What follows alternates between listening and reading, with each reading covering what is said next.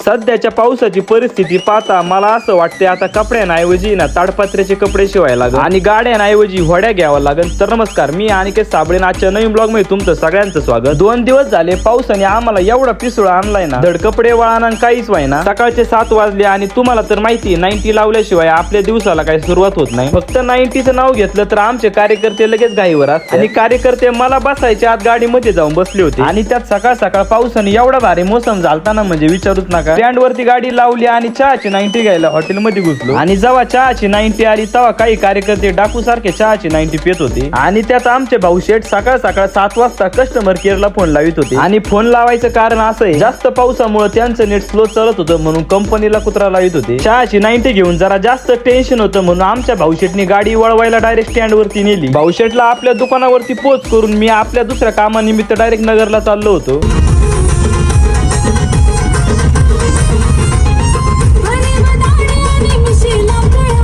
आणि नेमकं नगरच्या पुलावरती पोहोचलो होतं। तिथे गेल्यावर समजलं आपण येताना 5 जण आलोय पण आपल्यातलं एक जण कोणतरी पण होती, कारण आम्हाला नगर मध्ये ज्या पुलावून जायचंय ना पावसामुळे त्या पुलावून पाणी चाललं होतं। पुढे पाण्याची शूटिंग काढत असताना आमच्या कार्यकर्त्यांनी माझ्या मागे एक भर रस्त्यावर बचत गटाची मीटिंग घेतली आणि मीटिंग मध्ये ठरवलं आपल्याला पुन्हा एकदा मागे जायला लागतंय। मग काय बचत गटाची टोळी घेऊन मी पकडला पुन्हा एकदा घरचा रस्ता आणि त्यात जात असताना आमच्या एका कार्यकर्त्याला हायकोर्टाचा फोन आला आणि त्याचं हायकोर्ट म्हणलं नगरला आला आणि मला न भेटता चालला। मग तुम्हाला तर माहितीये 2 दिल एक जण कार्यकर्ता मध्येच रस्त्यावरती उतरला।